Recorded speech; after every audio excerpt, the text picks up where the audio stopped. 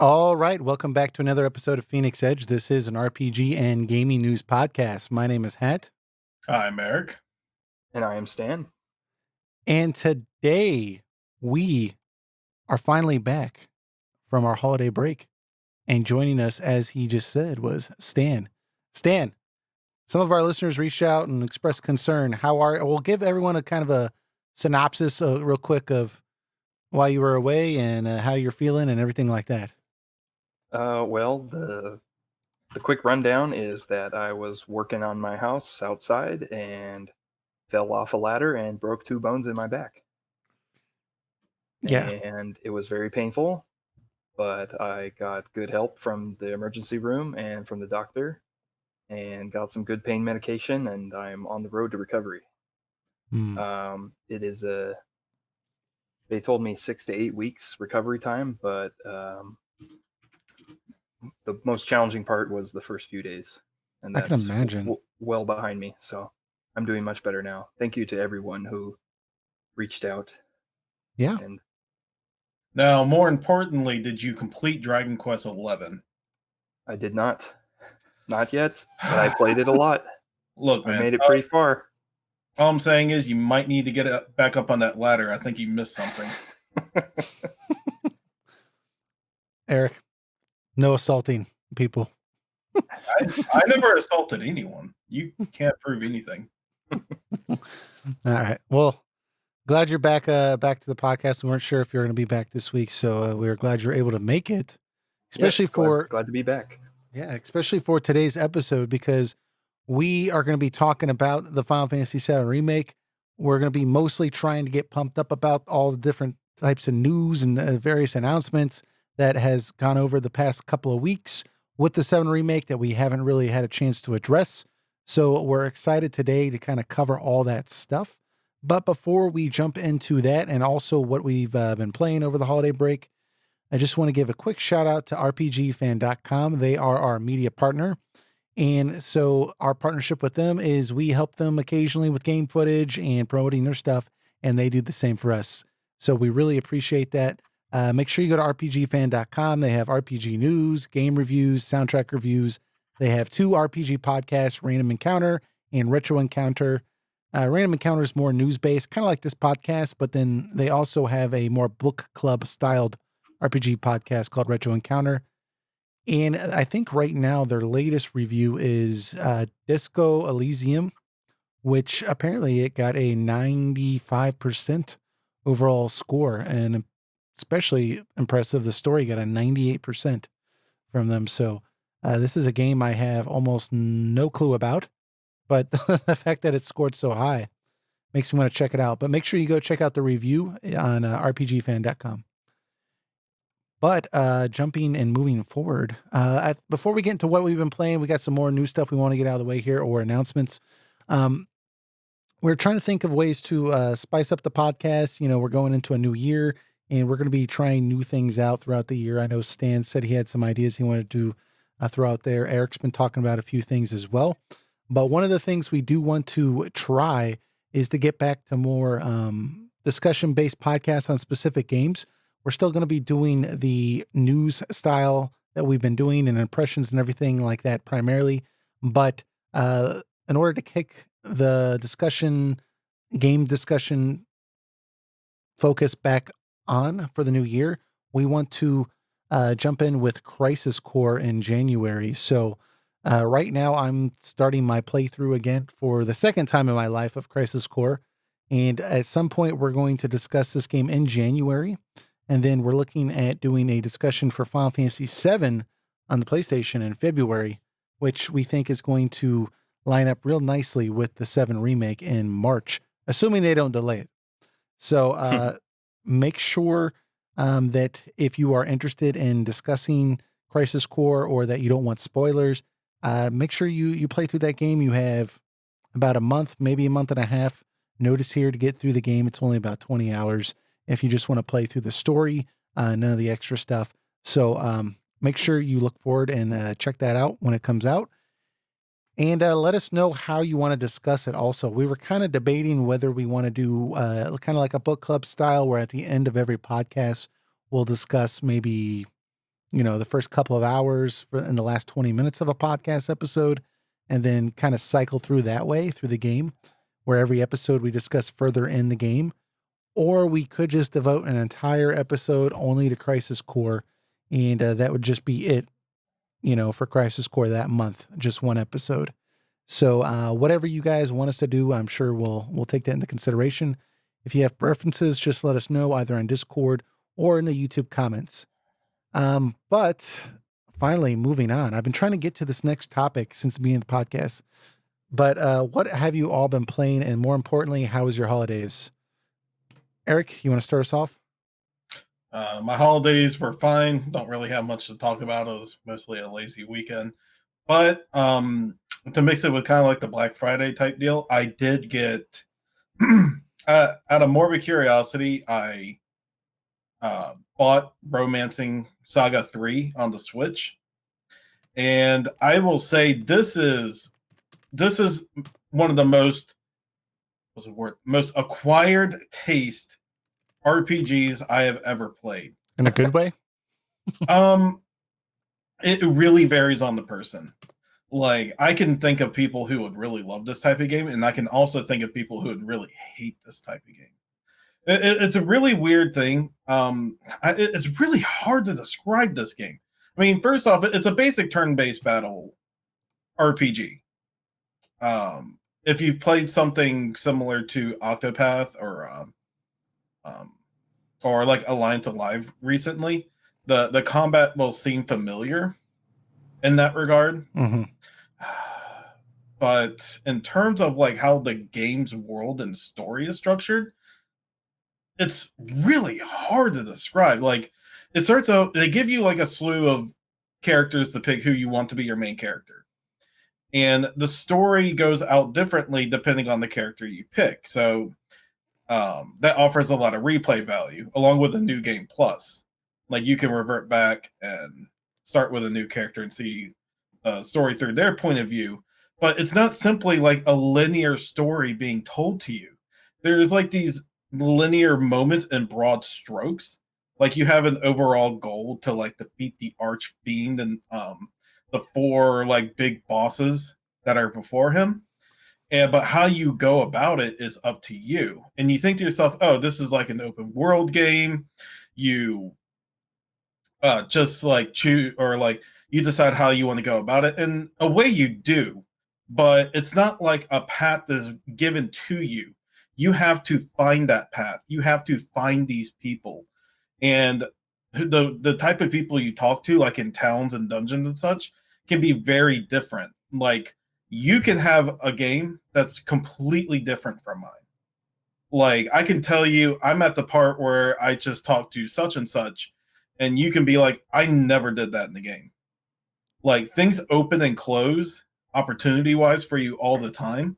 Like, if you tried to pull up a walkthrough for this game, like, you're not going to be able to use it effectively, because the person who played the game and made that walkthrough, like, yeah, they had a completely different experience. Right. This game, I did not pick it up. I was talking with one of our friends, he's been on the podcast a couple times about it, and he was kind of giving me a rundown, as well as you, Eric, of this game. And unfortunately, I ended up not picking it up just because I got busy with family and I just forgot to do it. But I think one thing of note I want to point out here before I comment on what you just said was, I think this is the first time this game has come out officially in the West, right? Yes. So it's kind of a big deal for that reason. Mm-hmm. And then also, I mean, this is a really nice looking remaster. Like, they did a good job of keeping the SNES styled graphics while still making it look high def. It looks really good from what I've seen. Presentation wise, it's a beautiful looking game. Like, if you love pixel art, like, this is like they did it justice. Like, I compared like the Super Nintendo to this. Like, they did a really good job remastering this game. It baffles me even more that they can have like a title. Okay, SaGa is like a popular series, but it's not like Final Fantasy popular. Right. most people would agree with that. I don't know how this game looks so beautiful in its remaster, and then Final Fantasy 5 and 6 looks so awful in their remaster in comparison. Yeah, it's really baffling that they would do such a good job with this. And I wonder if it's because there's less emphasis with the marketing team, right? The fact that, they have less opinions on how best to sell this game to the West. They're not really concerned with, the next romancing saga, big budget game, and how to get more of a following for that in the West. They're just like, hey, this is primarily for fans that, have been looking forward to this, and that's it. We're not really necessarily trying to expand the audience, but it'd be cool if it happens. I wonder if that's the reason. Yeah, so this game, like I said, it's a very acquired taste. If you're someone that wants the story handed to them and like go through a linear story, this game is not going to do it for you. Like, you have to take the effort to go out and create the narrative yourself. You have to go find, like, go visit and explore places. Like, even in open world games, you get a general direction of where to go. Like, when you decide to like choose your own path, like, that is not here. You got the overall goal of the game a couple hours in, but like I said, you completely choose how you go about it. And you will miss stuff that will require going through another playthrough to find, and you may even miss it the second or third time unless you have like friends that are telling you like, hey, like, I found this while I was doing this. So the saga, from what I see, the SaGa series is pretty much known for this. So it's something you have to be really open-minded about. And I'm not saying this is a bad game at all. On the contrary, it's actually a really good game.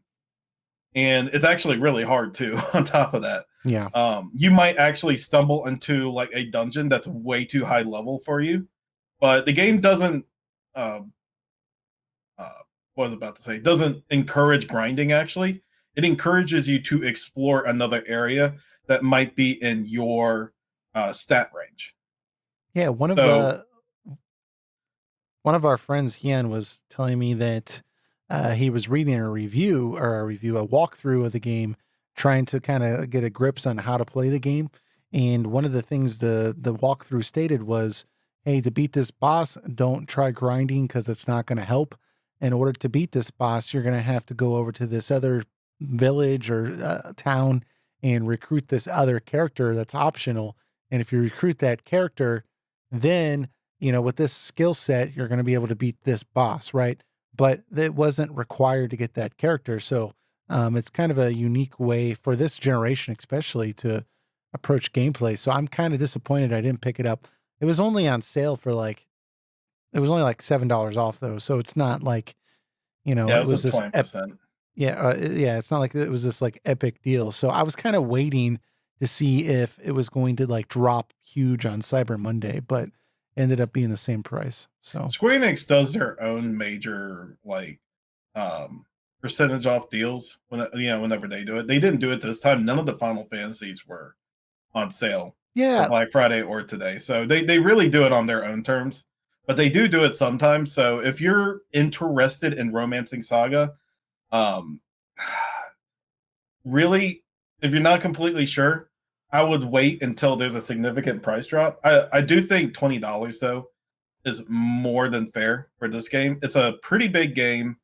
It really encourages going through it multiple times, and like I said, the presentation is just gorgeous.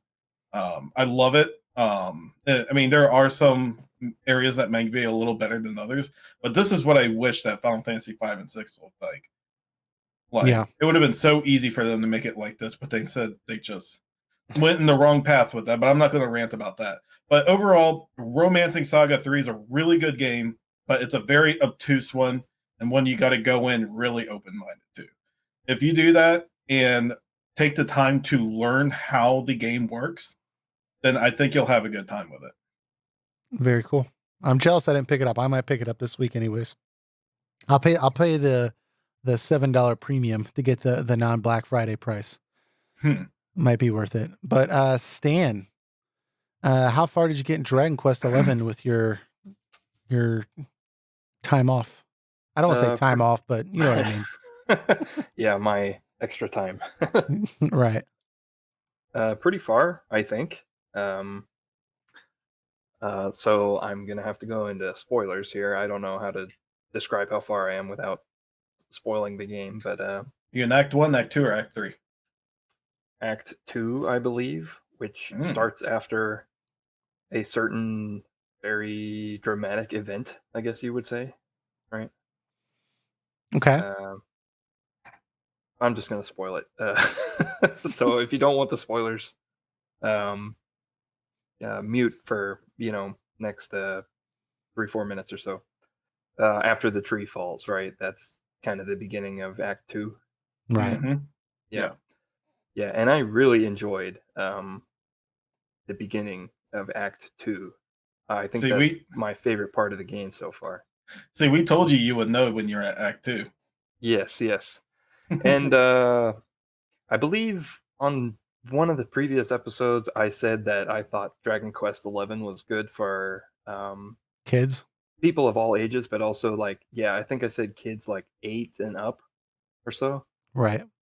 I think I would revise that to maybe 10 because there's some. That's such a small difference. I thought you were gonna say like 13 or 14, but from 8 to 10. Sorry, Billy, you're going to have to wait 2 more years to play this. Stan said it's more for 10-year-olds. I mean, it's ultimately up to every parent, right, to decide what is what their kids can handle. But what is the official Phoenix Edge age rating for this game? 8 to 10. We'll call it that. Well, if your 10-year-old plays this game, there's going to be some stuff that probably is uncomfortable or freaks him out. But any younger than that, and then in my opinion, that's like the kid might not be ready for this game, regardless. There's a lot of sexual humor though that I guess might go over a 10-year-old's head. Yeah, I was thinking more so like kind of the dark stuff that happens right at the beginning of Act 2. You've got like a headless horseman enemies that start appearing. I say 8-year-old is fine because we get this dark fantasy stuff in the early 80s that was awesome. Yeah. Watch when I was a kid, but it was really dark and it had some really creepy, scary themes in it. Mm-hmm. I think children deserve to be scared of stuff. So I say 8-year-old is fine with me. Yeah. All right. I don't know. My parents never restricted games from me. I guess maybe they were just ignorant. I think they would have been horrified when I was a kid of some of the stuff I was playing. Well, I think now people who are parents themselves, many of them have played games themselves, right? So they're more aware versus older people who people like our parents probably had more of a attitude that video games is like a kid's thing, so what horrible thing could possibly be in there? Just buy them the game or whatever. To be fair, my parents are pretty cool with me also, but I think they taught me pretty early on that you can't uppercut someone's head off into a pit of spikes. So Yeah. I mean, it just worked out. I remember the first time I popped in Final Fantasy 7 and we got Barrett in the party and he just starts dropping all these cuss words and I'm looking around the corner oh, Mom, please don't walk in right now. Now, to be fair, they did censor them. Yeah. Well, there was still a handful, I feel like, that kind of the lower class curse words. But yeah, you could still clearly tell what he was saying. But sorry, Stan. So Dragon Quest 11. So you've got Act 2. You're enjoying the darkness. Yes, Dragon Quest 11. I am, working on recruiting the characters back, and I'm working on Eric's story right now. I haven't finished that one, but that's where I am basically with the gold curse happening. And yeah, overall, I think I am enjoying the game more in Act 2. I don't know how you guys feel about that. Yeah, I liked Act 2. I think I enjoyed Act 1, but I felt like it was a little longer than I wanted it to be the first time I was Hmm. playing it. But I definitely felt like the pacing was a little bit better in Act 2, and there was a little bit more for me to be curious about, I guess you could say. Whereas in Act 1, it was kind of like I already kind of knew what was going to happen, but it was really Yeah. well done. So Mhm. I appreciated that for that's right, that own purpose. Um, so I I liked treat it. it like one whole story. Like, if you just started out Act 2 without ever doing Act 1, Oh, like, does you, it you have does can't. it have Yeah. more of a deeper does it have as much of an impact? It Like, doesn't. no, because you built up these characters so well in the first act, and you got to know them, and you got to enjoy being around them, and you grew into liking these characters that when the end of Act 1 happens, the start of 2, like, it hits you, like, pretty deep because, like, now you just want to see now you want everyone back together and you want to succeed. You want to save this world. You've Hmm. gotten to know it. You got to know the people. You care about defeating Mortigan. Hmm. Yeah. Yeah, I can agree with that. I think that's a definitely a good point. You know, that a lot of that investment in the first half really paid off in the second half. I do have to admit though, when I got to the second half, I enjoyed it, but initially I was kind of like, man, Final Fantasy 6 already did this.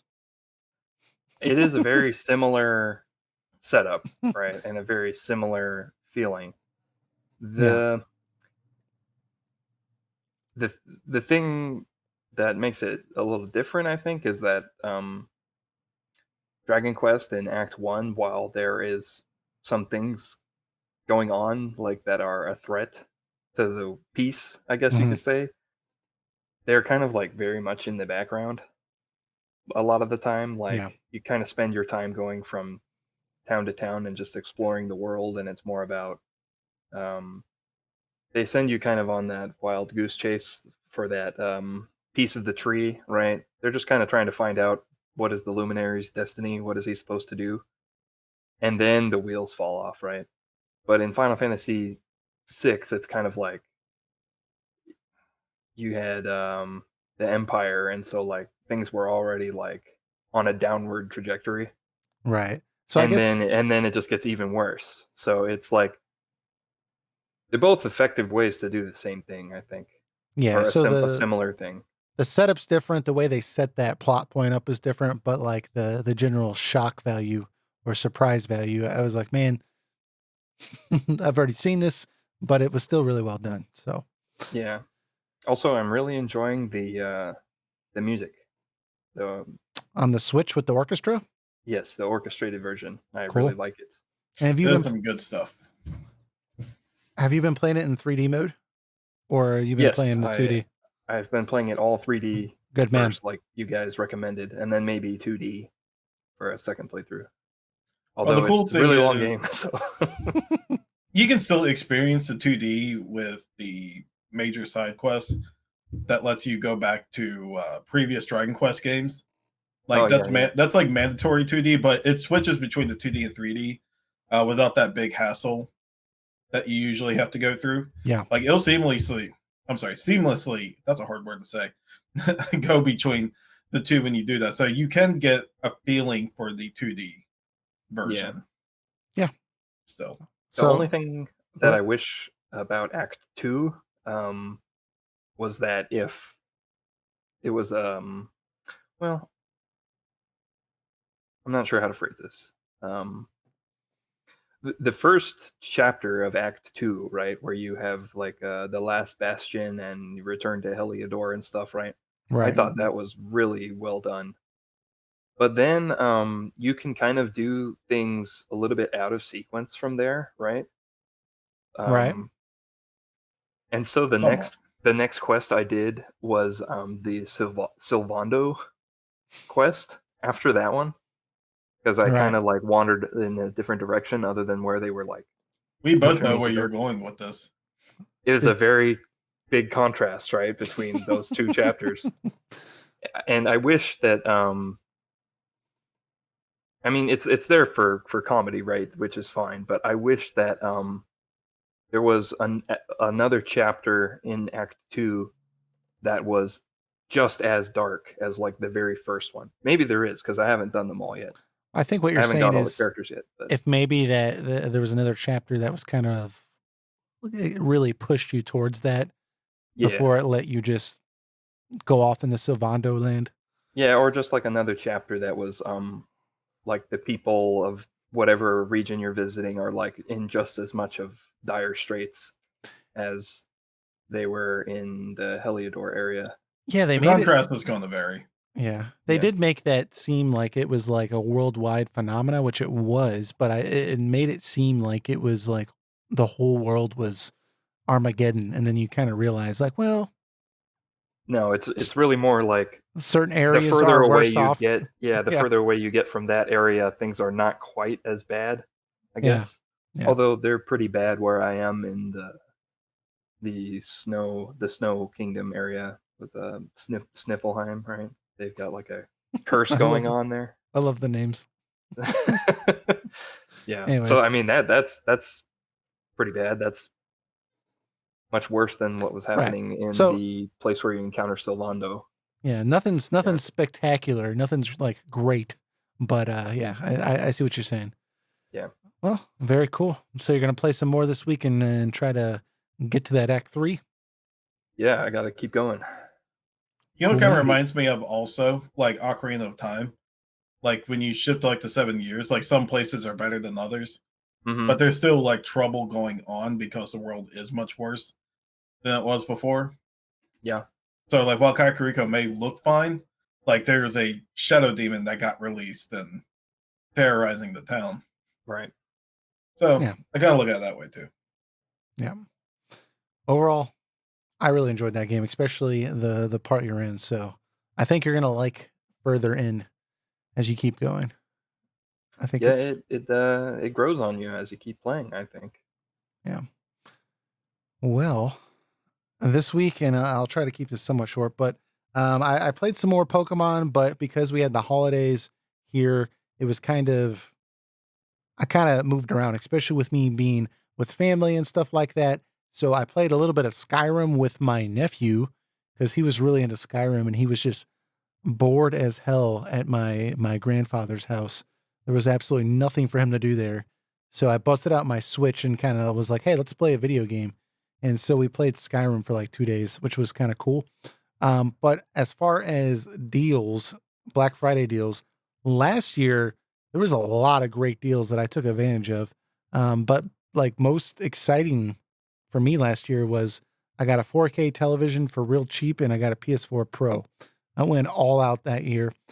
This year I was like all excited that I was going to do something big because I'd been saving my money. And the deals this year were good, but there just wasn't as much to excite me. But I got some games on the Switch here that I'm still haven't gotten around to play, except a few of them, like Children of Morta. I picked that up. I've been saying for a couple months I was going to pick that up when it came out on Switch. That game y'all should check out. Just Hyper Light Drifter styled graphics with just like Lord of the Rings styled music and just like awesome character building and more like RPG mechanics. Really good game. I also got Star Wars Jedi Knight 2 Jedi Outcast because I heard that game was pretty good and it was like $8. So I'm excited to start playing that game. I got this other game, I think it's an indie game called Transistor, which I haven't completely checked out yet, but I'm just a sucker for games with sweet art style aesthetics. So if y'all People ahead. like that game, Transistor. It felt a little too artsy fartsy for my taste. Really? Yeah. Dude, I'm just a sucker. Like I looked at it and it was like $5. And then I looked at some reviews and it was like everyone was getting it like 8.5s and 9s. And I was like, okay, for $5, I can buy a 9 out of 10 game. But It felt like one of those games that was like it was trying too hard to be like cool and unique or something like that. right. I'm very much in the minority of that though. I think a lot more people will tell you that it's a great game, and so see for yourself. Yeah. So if anyone has some opinions about the game Transistor, they want to like give me the lowdown on the game, let me know. Cause right now I haven't even started it. I also did a gutsy buy. I bought the Sega Genesis Classics on the Switch, but I had already owned that on the Switch physical since it came out. I got it day one. So then I also bought it digitally. Now, the reason I bought it digitally is because, dude, there's so many good games on there that I like. It's a great for like an evening where I just kind of want to unwind before bed, but I don't want to play an RPG. I just want to play like a side scroller, or maybe I just want to progress a little bit more in one of the Phantasy Star games on there. God, just getting up and like having to put the cartridge in my Switch, such a deterrent. Because like I'll have Pokemon in there, or I'll have like Tales of Vesperia or something, and I'm like, I don't want to remove that because I'm gonna want to play that tomorrow, So I'll just not play it. So I can't remember how much. I think I paid like $10 or something. I was like, whatever, I'm doing it. I'm buying it digitally. I still have it physically. I feel really good about this idea. I almost I almost bought Tales of Vesperia also digitally, just so I could not have the same problem. I could just switch to it, but I just couldn't bring myself to do it. I'm like, okay, you're just like, stop buying the same game. So the physical copies and make up for it. Yeah, but I want to keep the physical copies. I want to have my cake and eat it too. I haven't found a way to get these digitally for free yet. So I have the digital version of Smash Brothers on the Switch for the same reason. Just more convenient. I'm gonna have whatever single player game, in there, like what Dragon Quest or whatever it may happen to be, that I'm playing regularly. But then if I break down and want to play Smash, with some buddies, then it's ready to go. Yeah, and like the fact that the Switch is portable, so it just feels, I feel more okay doing it. Yeah, your whole library or a big chunk of your library comes with you. Yeah. See, I could see me getting into digital. I'm just saying, like, I like the convenience factor, but I'm just an old man. I just like owning something that I paid money for also. So, but the other game I got was Earthlock, which again is like I think an indie style RPG. It looked pretty good. So I don't know too much about it, but again, I just bought it because it was real cheap and it had really good reviews. So, again, if somebody knows about that game, let me know. And then I also got some Steam sales. I bought the entire Quake collection for like $8 because I was a big fan of that back in the day. I got, what else did I get? I got the Half-Life collection for like $5. And, I can't remember. I had so many games in my cart and then I removed a bunch of them because I was like, I'm never going to play this, even if it's like $5. But I think I ended up buying Fallout 4 for like $7 on my PC because I was just like, that's just such a good deal. So, some pretty good game pickups. I'm really happy about it. I did not get Romancing Saga 3 though. So I totally, it's a fail on my part. Total fail. But, you can't get everything.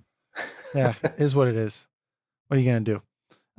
But I've also been playing some Crisis Core, but like I said, we're planning on doing a discussion of that in January. So I'm going to kind of reserve my thoughts on that until that point. But let's go ahead and jump into some of our Final Fantasy VII Remake news catch-up and discussion.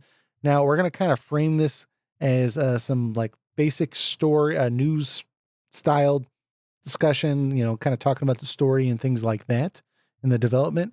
And then the second half of it, we'll get into some of the gameplay announcements.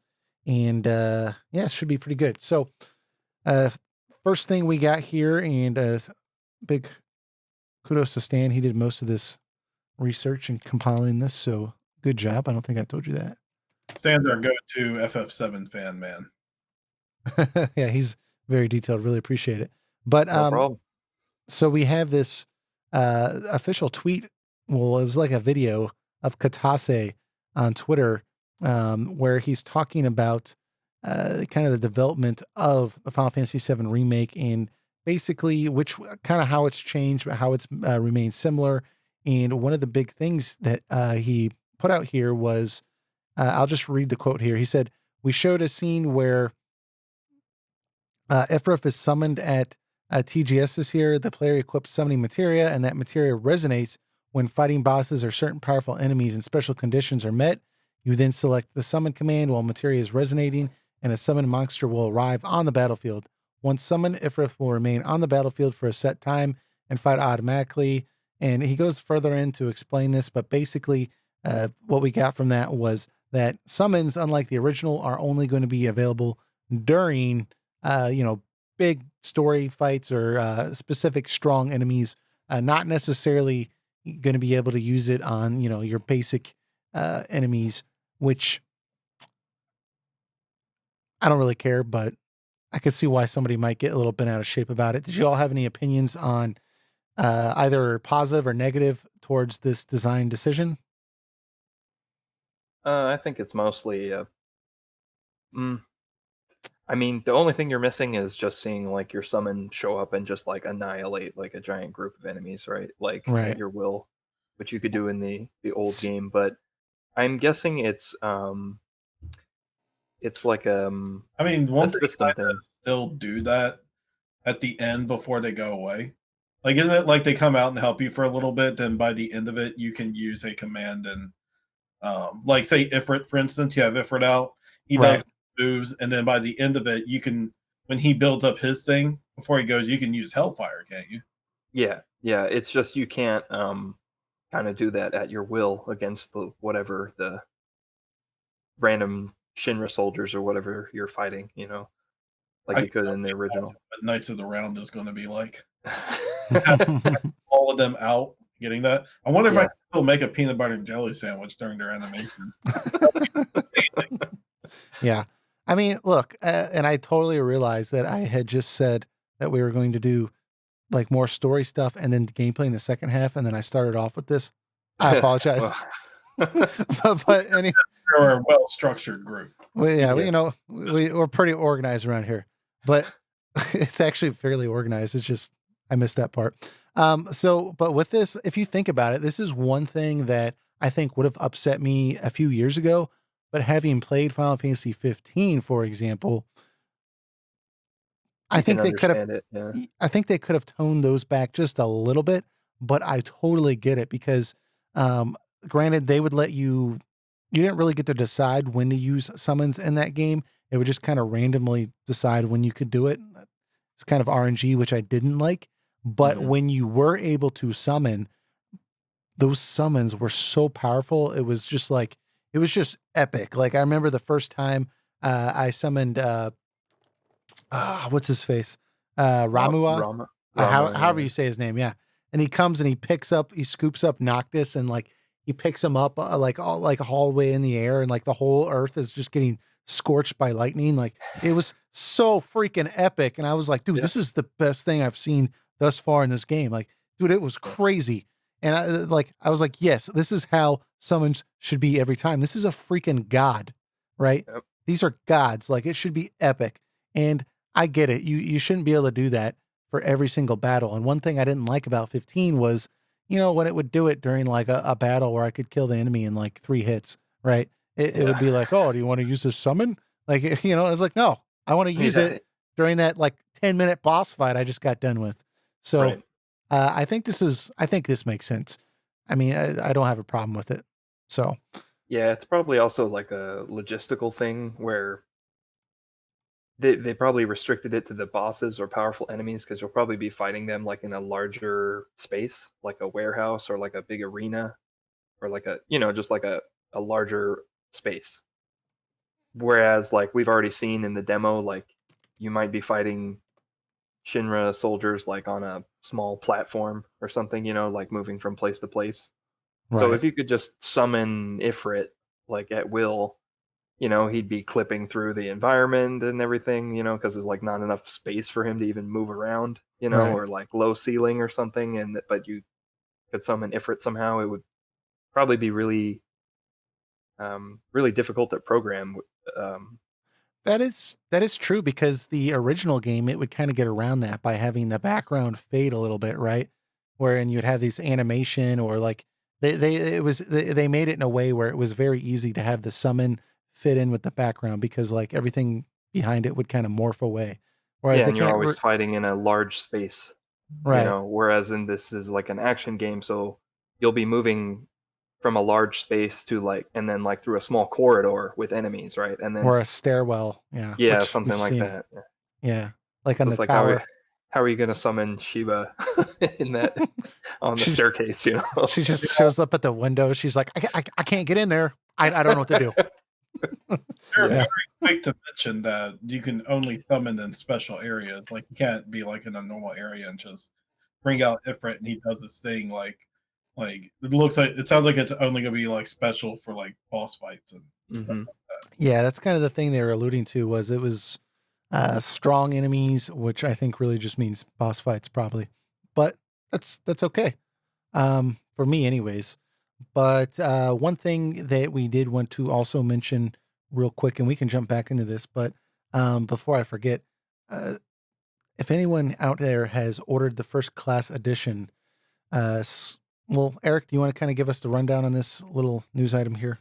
Yeah, sure. So as some people may know, there is a $300 version of this game that you can get, which has like all the bells and whistle collector's edition stuff, and you get the cloud figurine on the motorcycle, all that stuff. That's the first class soldier edition for the very diehard fans or the people with a lot of money in their wallet. To clarify, this first class soldier edition has Cloud on the motorcycle and not Joe Dirt, correct? Right. not that really embarrassing looking. Not that first class soldier. Okay, keep going. Square Enix earlier this week sent a notification out to people who already pre-ordered it that they were going to charge them. And now take note, this game comes out in the beginning of March. That they were going to charge people on December 4th, tomorrow. Because usually collector's editions I get, they kind of like get them early so people are dedicated to getting them and not just canceling them the last second. But they did this on they were going to do it on December 4th, when people were not expecting this. And this is around Christmas time, where $300 is going to be pretty nice to get, people presents this year for Christmas. So there was a lot of complaints from people already, and people were canceling their pre-orders. Like, I need that $300. It's like I was going to spend it around that time. So Square Enix actually did something relatively cool, and they quickly responded and they said, "Okay, we're not going to charge you on December 4th anymore. We're going to charge you on January 22nd after Christmas." So Seems reasonable. I think that's reasonable. That is roughly a little over a month away from the actual game. The actual game's like March 3rd, I think. Yeah, March 3rd. Is March 3rd for the game. So that's roughly a little over a month. Especially since February only has 28 days in it. I couldn't see them pushing it back any further because, well, I don't know. I don't know if they've already printed all this stuff and like they already had like the cloud motorcycle thing, but I suspect that they're not gonna. They're only gonna print what is actually ordered, right? So being a month out and having to deliver that and everything like that, I couldn't see them pushing it back any further. So definitely reasonable on Square. Kind of stupid they were gonna charge people in December. That's way too early. Yeah, let's so what if I moved or something? Like, I mean, like, Right? Yeah. I guess if I paid $300, I'd make sure they had the right address. But yeah, but very, very cool that they were willing to change that up on for their fan base. So definitely really cool. Yep. Props for that. Yeah. So moving on though, for story stuff here, we have a tweet from Square Enix, specifically from Katase once again. And he's talking about the compilation and how they're going to incorporate certain elements from the Final Fantasy VII compilation.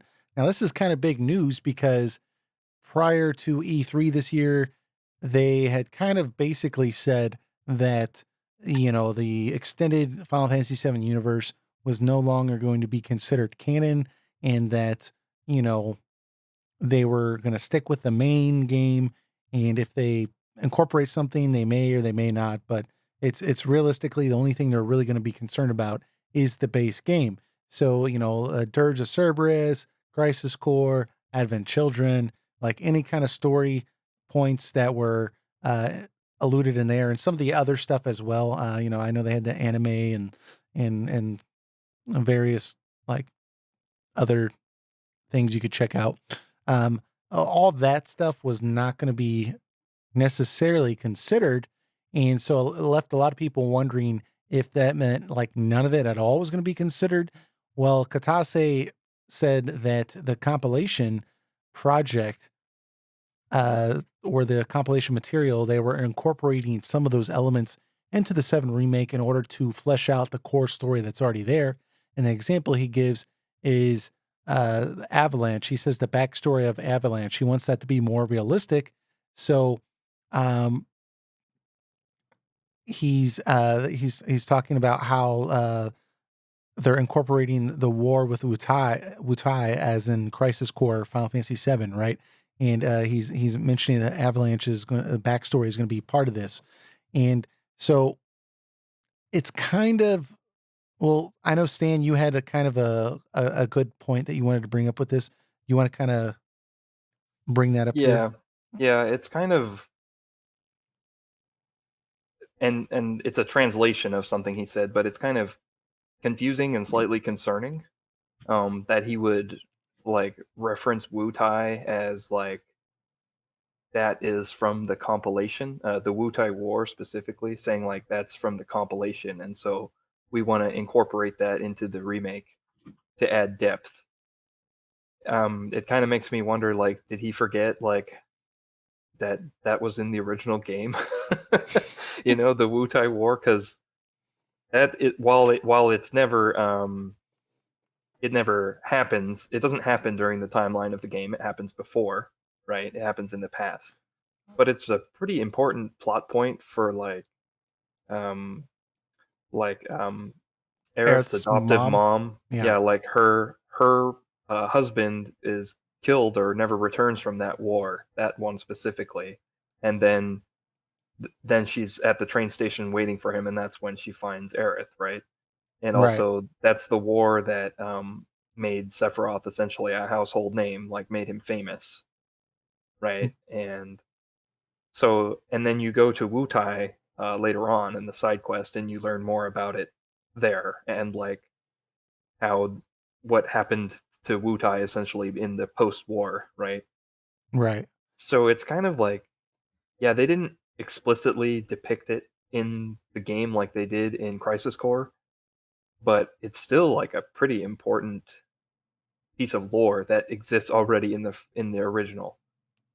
So it kind of feels like an excuse, like On he's like, top of that, you yeah, can make it you can extend Zack's story a little more, because he was at that battle of Wutai, but he was like a second class yeah, soldier at the But time. was that specifically referenced for Zack in the Final Fantasy VII original game, or because I know that's a element that's a story beat in Crisis Core that's really fleshed out. I mean, you're literally at Wutai, like with Zack and Crisis Core. But was that No, mentioned in the original? Because I think that's kind of what Stan's getting at, is that Katase is talking about this as being um, referencing, hey, the war in Wutai, like in Crisis Core, we're using that in the 7 remake, and it's it's kind like, of like well, Stan's yeah, like, there was a Wutai war in the original game, so I would hope that you would use it in the remake. Basically, is my point. Like, it's not really lore from the compilation, as he kind of, at least as the translated yeah, quoted him as saying. It's lore from the original game. So it's kind of concerning that he's saying like, yeah, Wutai is like lore from the compilation. So then maybe that gives them an opening to be like, and Genesis's story, that's also lore from the compilation. So let's get that in there, And it's like, whoa, no, like, see, slow down, like, I think that like I've always liked the idea that they were not going to that the other stuff was not canon outside of the game. but I still wanted them to like cherry pick like certain ideas that were still good. And I still think there's stuff from Crisis Core that is worthy of being mentioned that helps the game, that would make it better for fleshing it out. That's actually good. But like I'm with you right there. There's certain things like I don't want them to bring up, right? So Yeah. I'm kind of like leaning on this. Granted, we already said this was just like a translation. So you know, he may have been his. Well, let And me go ahead. let me say this. Now, you got to remember, this is a series that is greatly expanding upon things that were considered very small at the time. So I almost like I feel like this is going to be a prediction that I feel like is going to most definitely happen. I think Zach's story, instead of being a side quest, is going to be a main story element added to the game. And I think we're going to have like a probably a 2 to 3 hour possible section of diving into Zach's character, like just Yeah, the person that like all we get in the original Final Fantasy VII is knowing who he was during the Nibelheim incident. Like we knew he was a first class soldier, but we didn't know who he was before that. This is the opportunity for that they can use to kind of expand on Zach's story. It doesn't have to follow Crisis Core necessarily, but you can do things like establish what kind of character he was and why Cloud would look up to him so much to the point that Cloud wants I his own yeah mind to yeah I be think like Zach, to better understand Cloud. I And think yeah, I I think that's a good idea, but like we're saying, you have to cherry pick. they have to walk that line, right, of like inserting more depth into Zach and the story, but at the same time not making it too big of a focus, right? That it makes it feel like too Well, different from well, the original game, right? So you kind of you also have to consider the fact that when are you going to reveal that, because that's a pretty big spoiler. I think it can be done through Cloud's perspective purely. Like while he's like in the while he's trying to figure out the truth, like is in his own head and everything, you can see his like his perspective of like when he's a foot soldier, watching Zach be like all heroic and everything, and Cloud can be like in his mind, like wow, this is who I wanted to be. Like I want to Hmm. be the cool first class soldier doing missions with Sephiroth and so uh you do it as like you as a flashback kind of They would situation. have to be very tasteful about it, I think, for me, because they could do it, and like you're saying, Eric, and I think it could work really well.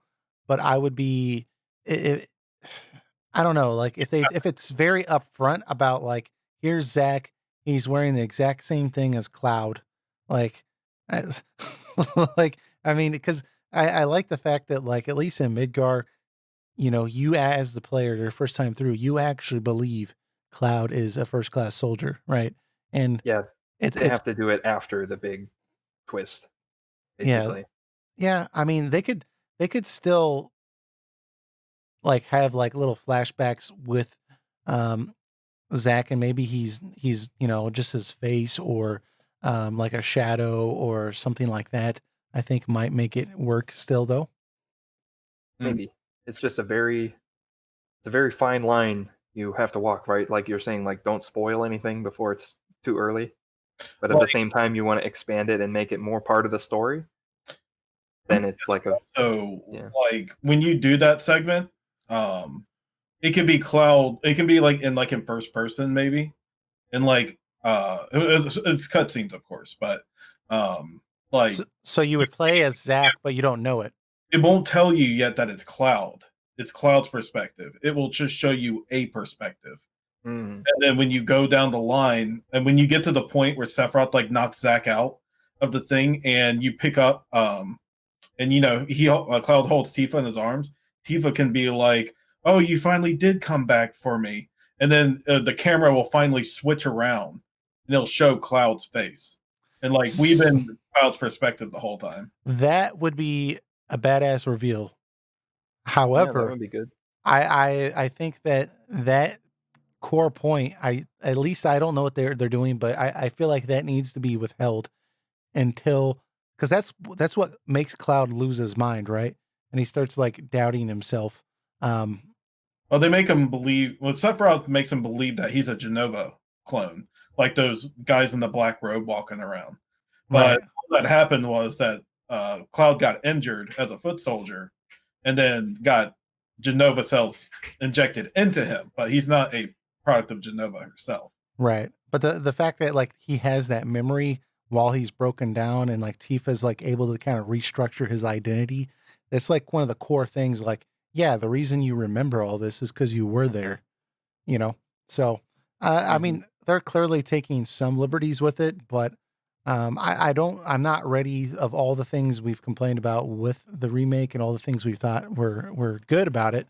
Um, this particular thing is kind of like, I'm willing to give it a chance because I think that there's a lot of interesting ideas there, and if they could go back and take the interesting ideas without some of the bad ideas, or maybe redo some of the bad ideas in a way that makes it better, I think that would be a net positive. Well, Yeah, I'd be more for the idea of like doubling down maybe on the any bad ideas that are in the game. I can't think of any on top of my head, especially, but I think of something like the Star Wars prequels, like they're written badly, the characters are, or like some of the ideas in the movies Mhm.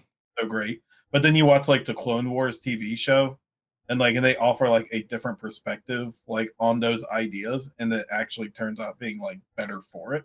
Yeah, that's kind of what I was getting at. Like, if they want to keep the same bad ideas but retell it in a way that's make them good, a little more thought out. Keep telling right, the joke right. until it's good. Yeah, that'll be cool. I thought it would be interesting though that like to this tweet because they're basically acknowledging the compilation material. Just looking at some of the reply tweets that some other people were saying on Twitter, and I picked out two that I saw. So one of them is from a guy named Highwind, clearly Sid Highwind reference there, but he says, "So what's the next excuse for why the English compilation voice actors can't be in the remake? Japan voice actors have been confirmed to be the same as Advent Children / compilation, and this video shows compilation material is being incorporated. So where are our voice actors?" That's a there's a good lot of point. there's a lot of people who are very attached to the old voice cast. Yeah. They want them back. I don't care honestly, but the one thing I will agree on is that the voices in the game that I've heard so far sound strikingly similar to the previous voice actors who voiced them. Or like whoever the voice director is giving them like similar directions as like previous Final Fantasy 7 games that had voice acting in it. And it leads me to think, like, was there really a point to completely changing the voice cast if you're still trying to aim for almost the same thing that's been done in previous or like in the previous compilation? Like, I don't think there's any voice actor I've heard so far that I don't like. Like, some of them may be like your typical English localization actor sounding deal, but I haven't heard anything that was like I would consider excruciating or See, I wonder if there's some more information behind this though, because I remember seeing a tweet from God, I can't remember the voice actor. Who's the voice actor that normally plays Cloud? Steve Bloom. No, not Steve Bloom. Steve Burton. Steve Steve Burton. Steve Burton. Okay, I remember seeing a tweet from him a couple years ago. I don't know, maybe like 2 years ago, 3 years ago, where he was like, "Oh, I'm making a trip to Japan. I'm about to record some lines," and it was like heavily like implied that he was recording something for the 7 remake, right? So, and if you remember back in like 2016, 2017, maybe more like 2016, Katase was doing interviews where he was saying that the voice acting was being wrapped up, right? Which made it seem like, you know, they were further along. So I wonder if maybe he signed a contract that somehow tied him to CyberConnect 2's project, and maybe because this new project was pulled back that he somehow couldn't be involved.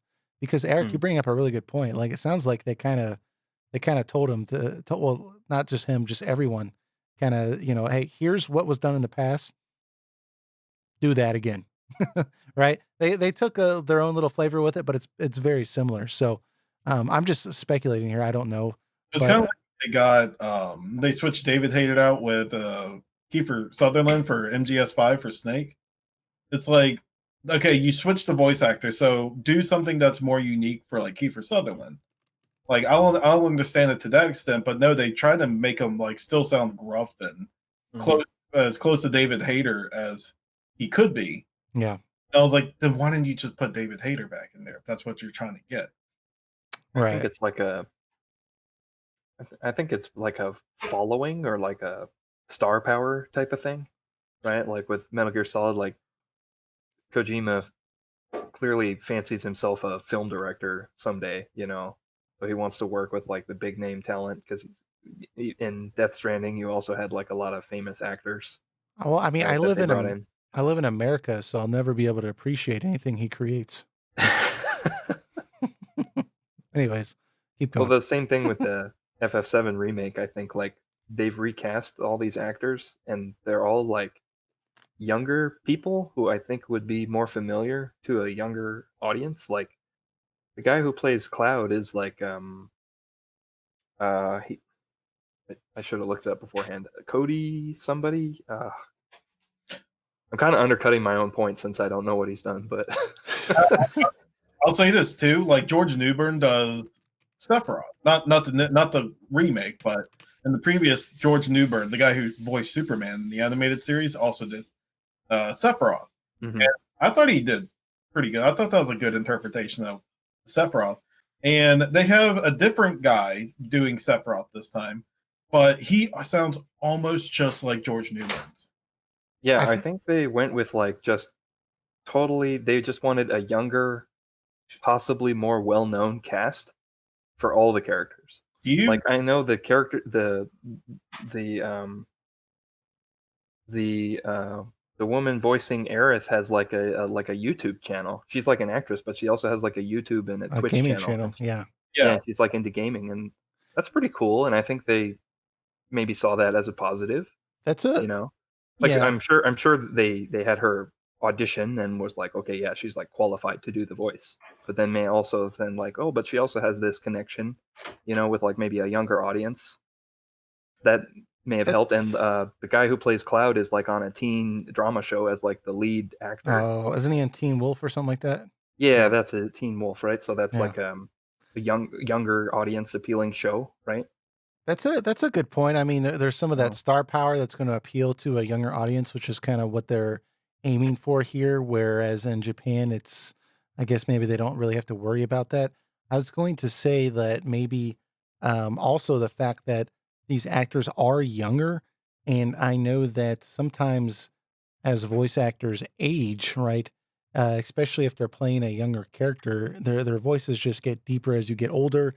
Even mhm. as a guy, when you get into your 40s and 50s, your voice has a harder time hitting some upper registers. Singers in particular have a really hard time with it. So I wonder if they were like, all right, you know what, like we need to just get some people in their 20s that are going to be doing this for the long run. They're going to be doing lots of interviews Mhm. and stuff like that, and we don't want you know uh somebody in their that's like 62 years old doing YouTube interviews in like 10 years for part 3.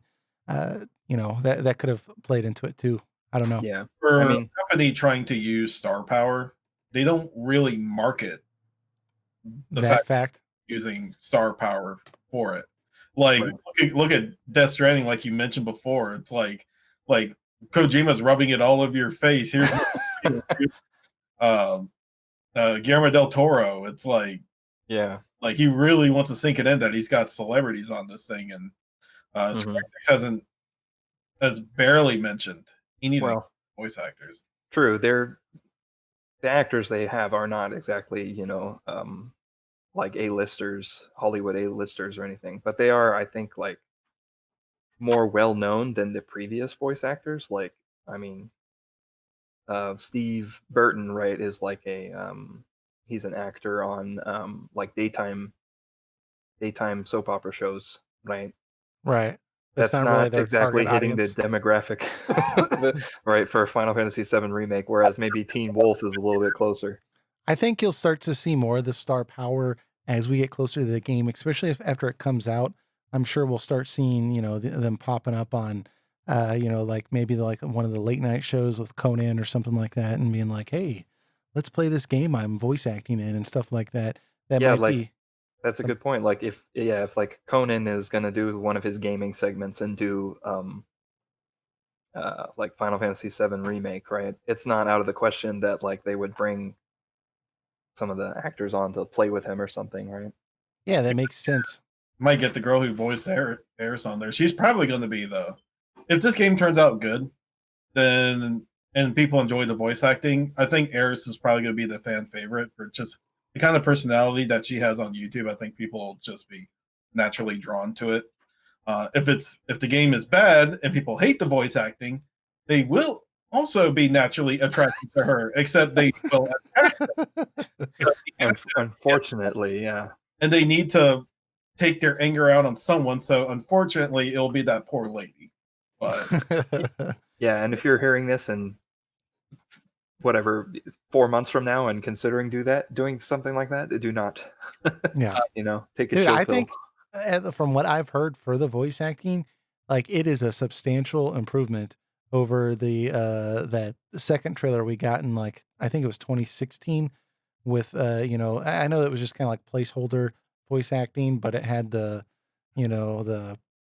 I want to save the planet and Oh stuff yeah. like that. Like it's just and like it was just this seems so much better, I think, who they've chosen. So I think everyone's doing a competent job from what I've heard.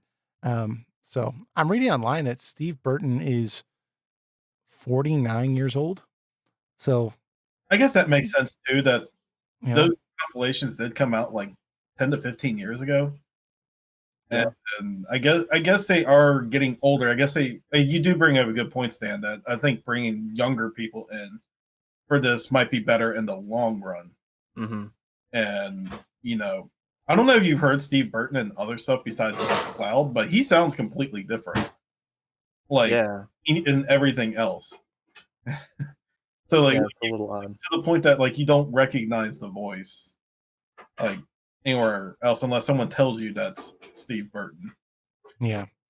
So what he does with Cloud is very unique. Yeah. So, I mean, that was one comment. That was quite the tangent we got on from a Twitter comment, but I thought it was a good point. And then somebody else, Azure I don't know how to say this name, but anyways, this person was just pointing out that they didn't want Genesis in the 7 remake. So as long as Genesis was not included in the 7 remake, they would be okay. And He's not everyone. I can tell you one reason why. Okay. The rights, right? The rights to Gact again. Well, they could call a character Genesis and not, and make it different enough to where like it's not, there's no legal problems. Well, that goes to my second reason then. Okay. Just don't. I think number 2 is really the best. Terribly written character, terribly shoehorned in. Like he's the reason that Sephiroth went crazy, not from Sephiroth's own logic and conclusions. It's Yeah. Genesis pulled a fast one on him. I take that canon completely out of my head. Right. Because that's another reason I try to forget Crisis Core. It's because it's stuff like that happened. It's like it ruins like what was so great about that Nibelheim incident. Right. It was all done by and put together by Genesis, someone whose vocabulary is only capable of reading a mediocre Loveless. Yeah. Yeah. Everyone go retweet this tweet by Azure Levita at Square Enix. Yeah, absolutely. So I don't know. I mean, it's cool that they're including stuff, I guess, from the compilation, but I guess we're just in agreement here. It just depends on what they're including. I'm I haven't even touched Dirge of Cerberus material or anything else, but just I'm okay with it. I just want them to be careful. I think the only Dirge of Cerberus stuff they would probably touch on is maybe Vincent's past. Well, the whole game's about Vincent, though. So. Well, Dirge of Cerberus, yes, but I mean, like particularly his past. Yeah. When he was a Turk and protecting Lucrezia. Yeah. I think they might dive into that and maybe give a little segment to him for that. But I don't think any of the other Dirge of Cerberus related stuff is going to make it in there. Yeah. Again, I'm cool if they keep elements or ideas from it, but some of that stuff was pretty bad in the way it was executed, and it would be cool if they can kind of give a different spin on that stuff that is, so I don't have to ignore it anymore, right? Because usually when I think about Final Fantasy VII, I pretty much entirely ignore Crisis Core and be like, okay, that never happened. And then like Dirge of Cerberus and Advent Children, I'm just like, okay, that never happened either. And like the anime they released was pretty good. I remember. I never watched it, so I don't know. Oh, you never watched it? Oh. No. So pretty good. Yeah. I don't take much from Advent Children either. Well, yeah. Well, we already saw Sigma and Reno do a backflip off a helicopter. So that ought to please all the Advent Children fans, right? Yeah. Get some crazy choreography in there. Yeah, just some wild stuff. So anyways, so that's that tweet. Then we have some other kind of interesting stuff where there's some of the developers from this game kind of gave their memories of Final Fantasy VII and talked about their role with the remake. And it's quite long. Maybe we can put the link to this article on the Square Enix website. We can put that link in the description if you want to read an entirety of it. But we want to just point out a few key people here that we thought was interesting to bring up. In particular, I just want to knock it out of the way first, even though it's the last one on the list. I saw Toriyama. I don't know how he says his first name, Matuma. I don't know. Toriyama from Final Fantasy X-2 and Final Fantasy 13 fame. He wasn't originally involved with Final Fantasy VII. He designed the Honeybee Inn and Wall Market part of Final Fantasy VII, which is some of the most quirkiest material in the entirety of Final Fantasy VII, I think. That's where you have the cross-dress sequence. That's where you have the I'm sorry? The best part of the game. Yeah, you have all the crazy sex dungeon stuff when you peek through the keyhole. You just have the possible rape scene of Cloud. Lots of a variety of material to really, sink your teeth into there. But so this guy, after making that and doing some other stuff, he got his own game with Final Fantasy X-2, and I think you could argue with some of those mini games, like the massage mini game, where LeBlanc is like moaning sexually from you massaging her back, and different games like that. You could argue that his style is definitely out there, but apparently he's now a co-director on the game, and he's designing certain sequences of the game. And I've seen I was looking at the comments, and there was a lot of mixed feelings about that. So a lot of people were saying things like, "Oh boy, this is going to get crazy," to other people that are like defending, like, "Hey, he might have some weird tastes, but he also was really good at directing cutscenes, right?" Which, Final Fantasy 13, those cutscenes were beautiful, and I guess he was involved with obviously directing those in some capacity. So it's been kind of divisive, the fact that he's involved with this project, but just wanted to throw that out there. Before we move on with the other names, did you guys have any thoughts on Toriyama's involvement with this game and his co-director status? Not really. I think it's fine, honestly. He's a scenario designer and co-director, so he's a co-director, and he worked on the original game. So I think it doesn't sound like he has a lot of capacity to really take the game in his own direction. There's so many other people working on the game with him that I don't know. He's got Nomura as another co-director, and then you have Katase as a producer. And Katase is probably the most. I'm gonna be putting a sock in my mouth maybe for saying this, but I think probably out of the whole group there, Katase is probably the most understanding of Final Fantasy VII out Yeah. of them.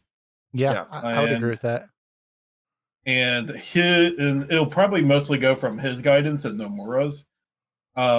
My guess is Toriyama is probably going to be a director in more areas like maybe special effects, like type of deal, and maybe apparently, according like to directing battle animations and such.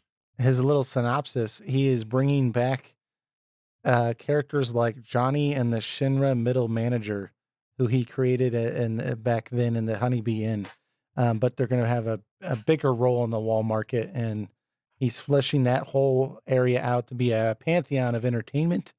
And apparently, he's involved in the sequence where Cloud disguises himself and that whole thing. So he looks like he is. He's billed as a scenario designer also. So maybe his co-directing part is, like you said, Eric, with more of the visual effects style stuff, because he did mention some of that stuff too. But I think that if there's any place in the 7 remake that needs some Toriyama love, it is the Honeybee Inn in the wall market, because that is exactly where a place like Toriyama would thrive. It's his style, huh? Yeah. Well, that just suits him perfectly. That just like weird and crazy and all these like quirky characters and these like crazy things that don't feel necessary anywhere else. That's exactly where I would put his style of design. So that makes sense to me. Yeah. Mhm.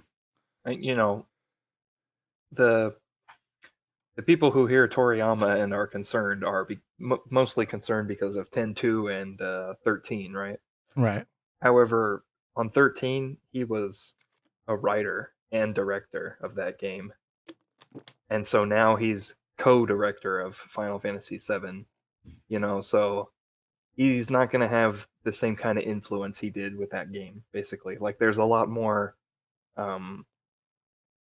creative people, essentially, working with him on 7 Remake, so I don't think you need to be too concerned that he's going to somehow ruin the story or anything of that nature. Right. And I think it makes sense that he's taking a bigger role in the thing that he made in the first place that's so iconic, So I think as long as he's not writing it, it should probably be fine. Yeah. Because the writing in 13 was definitely like, this is not something human says. Yeah. Yeah. I hope they get a writing team that's heavily influenced by the original 7 too. Well, they are bringing so Nojima's back, and I know he kind of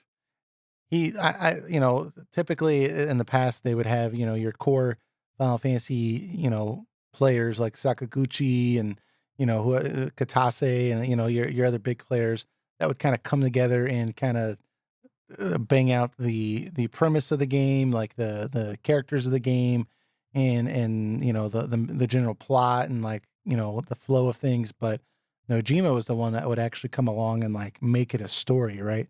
So at least with when did he come along? Did he come along with Final Fantasy VII first? I'm trying to remember. But anyways, I know he was involved with 7 and 10 as well. So definitely very iconic in his own right. But he's coming back. We can go ahead and read his quote here. It says, "It was an exciting task to introduce a new current of wind of Final Fantasy VII, but at the same time, there was some fear. The original game used cartoon-like stylized art, and the story was completed by players using their imagination to supplement portions that couldn't be depicted as a result. Even if they were seeing the same scene, the information they took away from it and how they interpreted it differed depending on the viewer. Perhaps at what might be considered a narrative form of storytelling nowadays. In the Final Fantasy VII Remake, there will be much less room for player imagination. This fact will probably change the feel of the story considerably. People who know the original might not know quite how to take it. Such is the fear that I have. But I also have conviction. It should be possible to feel a much deeper connection to Cloud as you join alongside him. It would be amazing if you could feel that fiery flame together with him. Just to So give some history with Nojima, he was a scenario writer for the original 7, Final Fantasy 8, 10, Kingdom Hearts, 10-2 Before Crisis, Kingdom Hearts Chain of Memories, Advent Children, Last Order, Final Fantasy 7, Dirge of Cerberus, Final Fantasy 7, Crisis Core. so he's a mixed bag. He's been involved in basically all the 7 material, good and bad. Right. For But 13 in particular, he was scenario concept, but not scenario writer. Yeah. Mm. Stan, I know you picked this particular segment that from what he wrote, but I thought it was a very good pick because it shows that he's put a lot of thought into this. And I think that some of his, concerns are fairly realistic, right? Yeah. The fact that he points out that, hey, the old game did leave a lot up to the imagination. And, the fact that this is much more realistic, he's worried about, trying to meet everyone's expectations because who knows what everyone thought, about Cloud. Like he points out, like that he had to put a lot of thought into this, into Cloud's past, and like even things like how he reacts to NPCs walking by. Like, does he walk close to them? How close does he talk to them when he's talking to them? What kind of facial expressions does he have? Like things like that, that like, are now more of a consideration that Right. was a lot more in your imagination back when you were playing the game on the PlayStation. So very interesting that he actually was putting this much thought into it. Yeah, when he's saying there will be less room for player imagination, I think what he's meaning is like it's almost kind of like going from like a comic book, right, Right. to a comic book movie, or you could say, right, like if we use the analogy and say the original 7 is a comic because it's all written text that you have to read, right? Sure. And the characters are kind of representations, like the little Lego people jumping around or whatever. Like you can't really like read facial expressions or and they're not voiced, right? So he now has to write the dialogue for somebody to say it, right, like in a particular way, and he has to be aware of kind of like how what cinematography they're going to use, like what position the character is going to be in, like when they speak, Mhm. which those older FF games are more you could write them as if they're like a stage play, right? Like the characters are all here, they're standing over here, right? Mhm. And then you just write it and you just have the text, right? And you may have them, kind of emote, like in FF7 they had like very big like gestures that they had to do in order to emote, right? But Right. now that's all going to be like taken care of by the voice acting and like the facial features, right? Like the expressions that they make, Mhm. So that I think that's what he means by less room for imagination. Like it's almost like adapting like book to film, right? And when you see the film version, you're seeing a director's interpretation of what transpired in like the original story. It comes with the territory for sure when you upscale it to this, Yeah. a whole reimagining. Because the difference between like 2D games and 3D games, like we already talked about, like with Dragon Quest XI in particular, is that it's much harder to pull off and express things that cinematography and 3D modern games can do without having to go too much out of its way to convey with you.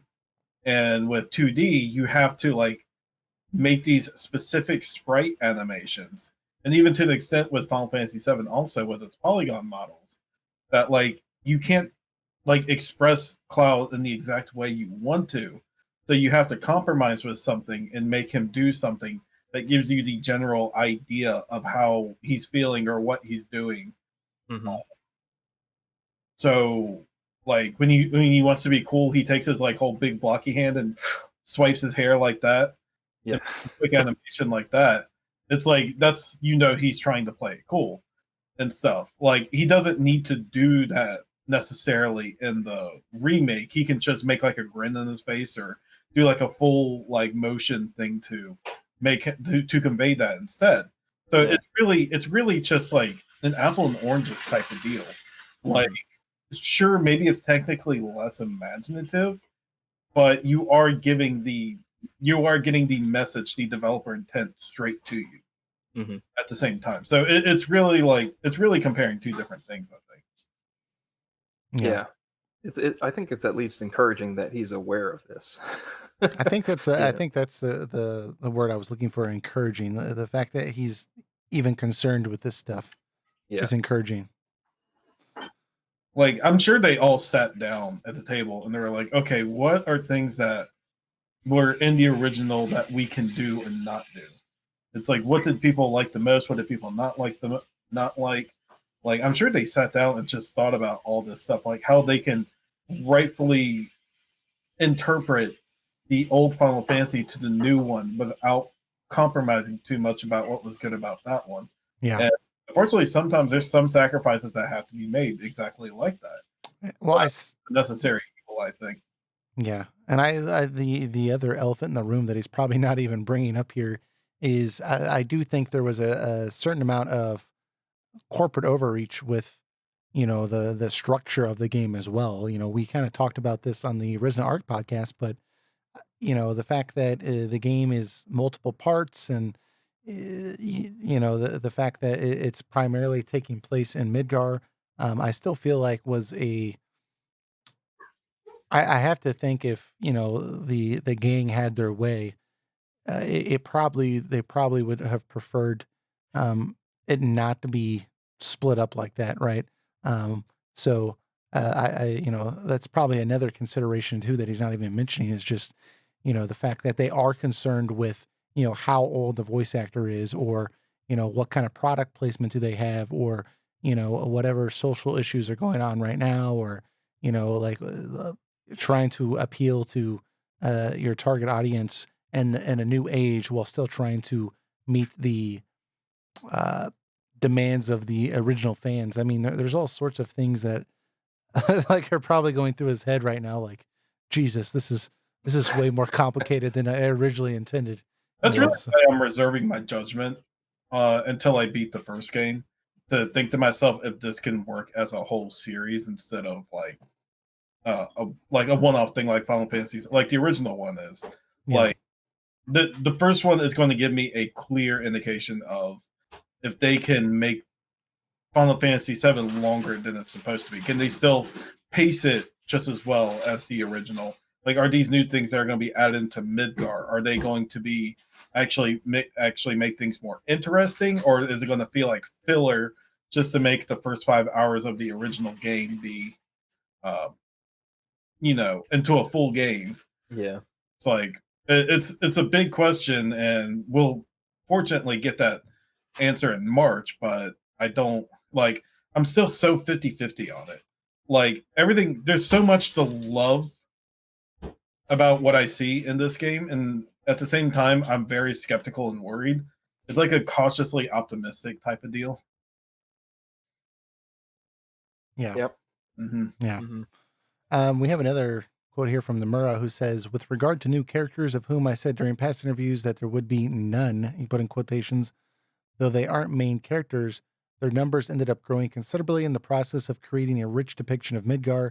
When you think of Midgar's final boss, you probably think of the Motor," he put M period O period, etc. "But in this game, new bosses will appear and add to the excitement of the story even more. We've already begun working on the next one as well, but I'm confident that playing through this title will expand your expectations, just like the world that extends beyond Midgar." So, a couple. Spoilers. The final boss is going to be Joe Dirt. That's what I was thinking. Yeah, if anyone doesn't know what we're talking about, go watch the last Final Fantasy VII Remake trailer. There's a character on a motorcycle with waving a sword above his head, and he looks like Joe Dirt. He has a Joe Dirt mullet. Yeah. Yeah, he's soldier first class. That was so I mean, funny. he might be, because they could you might encounter him on a motorcycle earlier, and then if the game ends at the end of Midgar, then that motorcycle chase is like the last big set piece moment, right? Dude, if that's the He might final boss, reappear. He might be there. they better, I don't know, he better like have like a fever or something. And like after like taking some medicine, like he calms down a little bit. I think the final boss is probably going to be related to those ghosts that we see in the previews. Oh, you Yeah. think so? I think that's going to be that's Oh, what they're going to expand on. they're already shoehorning Sephiroth in there. We all know it's going to be something Sephiroth related. It's going to be like the ear of Sephiroth or something. Like, I don't know. Sorry, I know Nomura has more to say. Yeah. Well, I mean, the thing is, I mean, I don't know. We're just guessing here, but we have no reason to believe it won't be cool or anything like that. But I did think it was interesting that he felt so comfortable saying that, like, hey, yeah, like, we've added a lot of stuff to the game that's coming out in March, but like, I've already started working on the next game. That's something that we kind of already figured they were doing. That would be the smart thing to do, to work on the next game. But I thought it was interesting that he just was like, yeah, I'm already working on it. That's Like, good news. yeah, I mean, you'd think they wouldn't want to bring that up until, um, after the hype for this game has kind of died down a little bit. Maybe like E3 next year, they're like, oh, here's a still image of part 2 or something like that, or something like that, and they can, have us all speculate of what's going to be in part 2. But I guess they could still do that. But I just thought it was, Nomura's just such a boss with his quotes. Like, he just doesn't care. Like, he's just like, does not, he'll just say whatever he wants. Like, he just has no concern. I remember it was a couple years ago at this point, but like back when we had no information, like almost no information about Final Fantasy VII Remake, he was attending some convention and he had like a video prepared that he wanted to show, and this was of the CyberConnect 2 version back then, Right. And he wanted to show it, but then I guess he didn't get approval or whatever, and so the interviewer asked him, and he was like, "Yeah, I wanted to show it, but the company wouldn't let me." That was his exact quote. It's like, Yeah. he's must be pretty comfortable in his position. He's Nomura. They're not going to kick him out. Yeah. He's just, yeah. Dude, he has so many quotes like that. And then you go to like Katase, and he's kind of like so corporate speak in the way he conducts himself that it's almost annoying. Like, he's just like, please be excited, kind of like he's just like a tool for the company sometimes when he talks. So Katase is the worst person to interview ever. Well, he will never directly tell you something, ever. Yeah, like during E3, he's like, there are no new elements being added to the game. And I'm like, dude, I just watched 20 minutes and I saw Sephiroth and like Midgar. Like, there's ghosts flying around that weren't, like, there are clearly new elements in this new game. Why are you saying there's not new elements? Loud. Yeah. What's that, Eric? There's Joe Dirt in the game, for crying out loud. Yeah. Like, what are you talking about? There's no, and then he's like, oh, 2 Blu-ray discs of content, and it's only Midgar. No, there's no new content. Like, what are you? Well, the original was only like 5 hours. I don't know, Katase. So, anyways, he's not the best at interviews, but anyways, so those were some key parts that we kind of picked out there. There's a lot more in this this specific link here. I mean, we got the new director, co-director, Naoki Hamaguchi talks about, the fact that he was a fan of Final Fantasy VII, and like, it's so cool for him to be involved in it now. He's the co-director of the game. Also, he's overseeing basically milestones for development in Unreal Engine.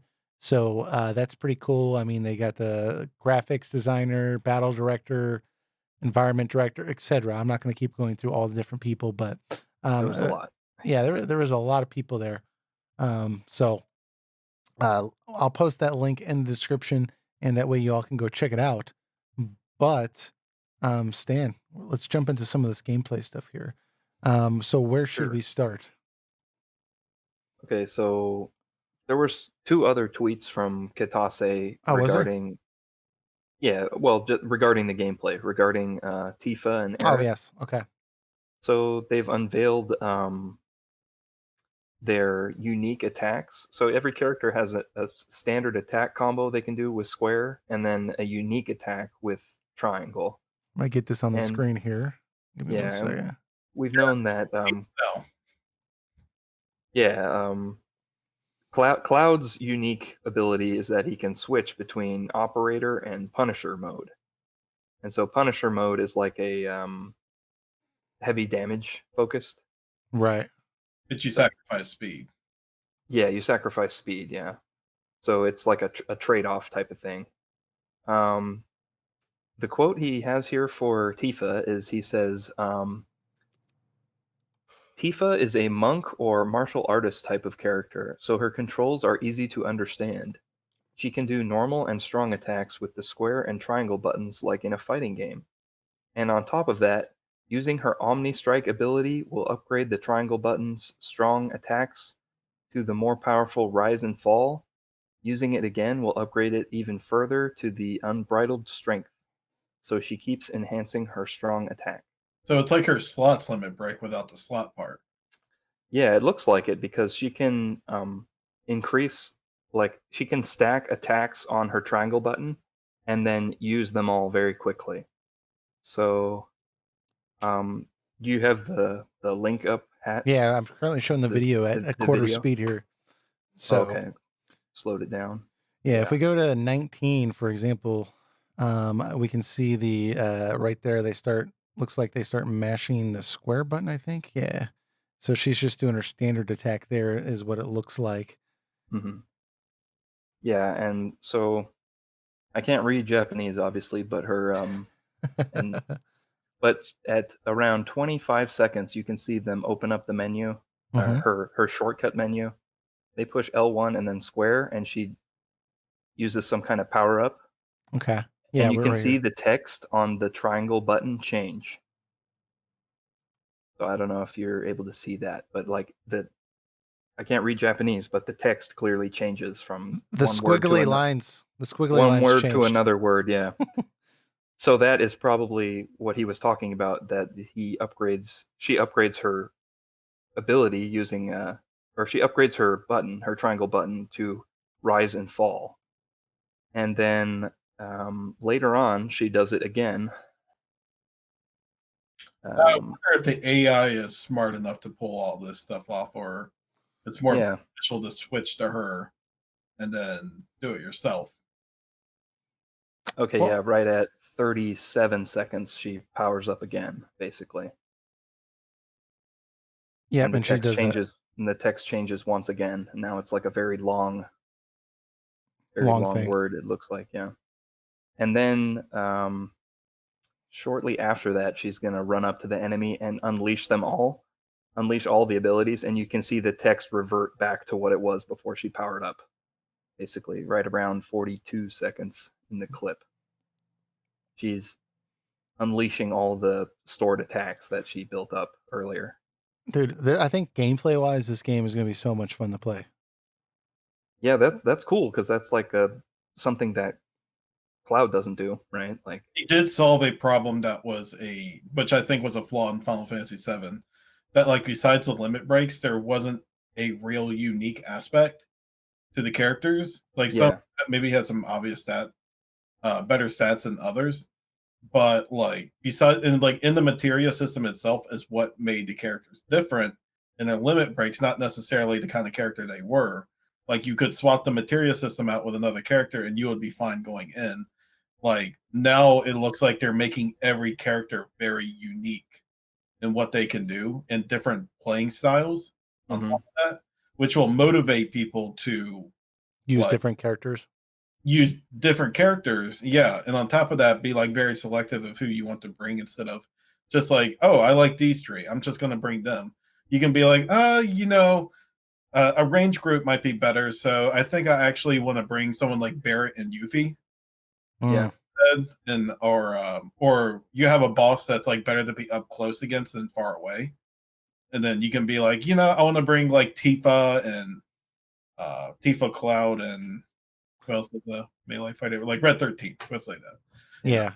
That is a good point. I mean, like you said, initially, I would just pick the characters that I like the most, and then that would be kind of what I used for most of the game. But the fact that, there is so much variety, you are going to be more inclined to kind of transition between different characters that you may not normally use. But I really like what they're showing here with Tifa in particular, with just the fact that there's so many different like combos and build-ups. It just seems like there's always going to be something for me to do that's keeping my attention, as opposed to just simply mashing the square button over and over and over and over and over and over and over again, and then Mhm. occasionally using magic. The fact that, like, there's something else to do in the middle of combat, that's going to add a lot of variety to it. That's one thing that I'm playing Crisis Core right now. Obviously, PSP game, limitations, but it's gameplay wise, that game is sometimes fun. But I'm just like, okay, all I'm doing is just like mashing Yeah, the attack button. yeah. The You best know, strategy in that game is to kind of get behind the enemies, right? Because I think if you're behind them, if I yeah, remember right, you get an automatic critical or like a very high chance at a critical, yeah. But and it's then you just mash attack, and the enemy gets like locked in position most of the time, right? Yeah, so it's, and there's a little bit more depth to it occasionally, but this seems like, obviously this is a current generation game. It's going to be more in depth, but that was Hmm. just an example of the kind of thing I was worried about when I heard that this game was going to be action oriented. Was, oh God, it's going to be just Button a mashy. button mashy, and just play itself and no real strategy. But like, this is like, they've really put some work into this. It's not easy to come up with a good battle system that's action oriented and party based. It takes a lot of effort and a lot of testing, and this is, Yeah. I'm impressed. There's another one with Aerith, right? Yeah, so in the same video, starting around 52 seconds or so, and we'll get what Katase said here. So he was asked about Aerith's unique attack, and it is called Tempest. And he says, Tempest is quite a unique attack. It fires a crystal projectile when you use it. The crystal stays in place where it lands and explodes. It then causes damage to all enemies in the blast radius rather than just one. So it's a long ranged area of effect attack. And so in the clip, it's really hard to see, but on Aerith's commands on the very bottom left, above her triangle button, there's kind of like a Okay. wedge or like an arrow. It's like a white arrow pointing down, kind of at the triangle button. So I'm at 103 right now, and I see a white arrow that's pointing down at the triangle button right here. So, Yeah. okay. Let's see. 103. Okay, so she's already launched it at that point. You have to go back a little bit to Okay. around I can't read Japanese, unfortunately. yeah, go to 57 seconds or so. Okay, I'm at 55. I'll just start from there. She's just shot something, and okay, now she's doing, Yeah. So you can see the button it's the charging. screen. Yeah, so it looks like the player has to push and hold the button. I think that's what that little wedge like means on it, like push and hold it. Because then there's like a Mm. ring that goes around the triangle button, and as soon as it does, she kind of flashes and then launches the Tempest attack at the enemy. Dude, this looks awesome. And so it's kind of like it hits him, and it's kind of like a crystal glow that kind of lingers, and then it takes like several seconds before it blows up, and it looks like it does like 5 hits of about 100 damage each or so. Man, I tell you, I hope this combat system works out because if it does, I'd like to see this in Final Fantasy 16. Yeah. Like it's like a good compromise between action and strategic elements that you would find in turn-based battle systems. Yeah, so it seems like Aerith is like she's been changed into a long range fighter essentially in this version of the game. But she still has like her healing wind limit breaks and stuff, doesn't she? I think I remember seeing that. They did show healing wind, but her I mean, I assume her magic attack is very high, and then like her basic attack, rather than attacking the enemy with the staff, she like kind of shoots projectiles at them. That definitely makes sense because it would be kind of anticlimactic if they used what she had originally, which was just simply whack him with the stick. Yeah. Don't even do much damage. Like I think it's real cool that they make her like more magic oriented. Yeah. But her Tempest attack looks very powerful, but at the same time it kind of has to linger for a while before it explodes. So it may not be as good against um, faster enemies, I guess you could say, unless you have a way to like lock them in place, or maybe you wait till they're staggered and then use the Tempest ability since you know they're immobile, like on the ground. Yeah. So yeah, there's a lot of ways to think about it, I guess. Like maybe if there's a really fast enemy, you don't want to use Aerith in that fight if you can choose Barrett or something, right? Because maybe Barrett's attacks will hit faster. You don't This have to is wait for that this is going to cooldown. be an interesting way to experience this game because I'm being used to the original, obviously for obvious reasons. That's the only version we can play at this point. I've always, when I'm playing the game, Cloud is my avatar as the player, right? That is the player, that is the character I'm controlling. When I'm in Hmm. battle, I think in terms of self-preservation, Cloud is usually the character I'll prioritize to stay healthy and live, just because that's, the character I'm with the entire game.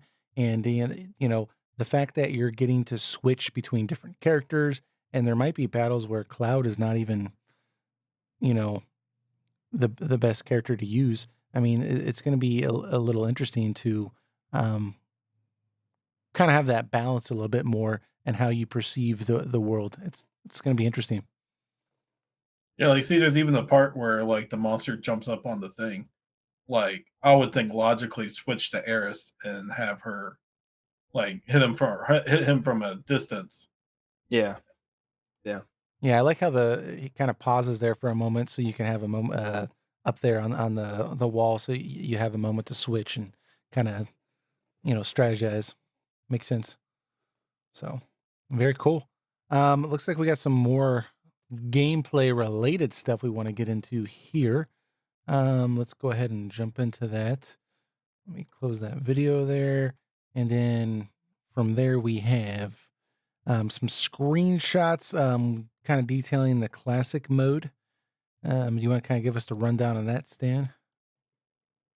yeah. So it's a they released a bunch of screenshots, both on their website, and the PlayStation blog also had mostly the same thing. Um, but first, there's a screenshot showing the classic mode, or at least where you select it in the menu, and the text says that the player-controlled character will attack and defend automatically, allowing you to focus on executing commands. The battle difficulty is the same as easy. That's kind of a bummer, I think. Yeah, like Uh, it's kind of insulting in a way. I'm not. I mean, I'm still gonna buy the game, but yeah, the fact that they're like, "Oh, you like that classic way to play the game? That's the easy way," you know? yeah. Why wouldn't it also be available on normal Mm, or all the difficulty settings they have in the game? I right? mean, all it is just a different control scheme, right? Yeah. Where the characters kind of move, defend, and attack on their own, and you just Too difficult select the abilities. the AI on a harder mode, maybe. I don't know. Maybe. So it says the player controlled character will attack and defend automatically, allowing you to focus on executing commands. So I'm assuming this is like basic attacks, stuff like that. So this is in addition, obviously, to your party members.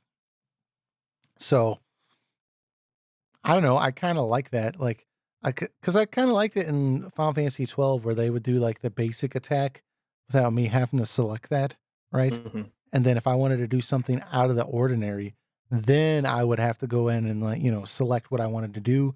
Or if I had it my gambit set up and I created a gambit setup that was unique, I could do it that way also. So I hope that they patch in or they still got time. They put a classic mode that does the same thing, but with a difficulty mode of normal, or I don't know, they can come up with some cheesy name like Now soldier third class, second class, first class, or something. Yeah. I think the reason it's stuck on easy mode is because I think it can be exploited if you do it in a harder mode. Now, it does say specifically that it will do the actions and the defense actions appropriately when the monster attacks. Now, think about that when you put it on a harder mode, because when you put it on a harder mode, you obviously need to be better at dodging things, blocking things, attacking things.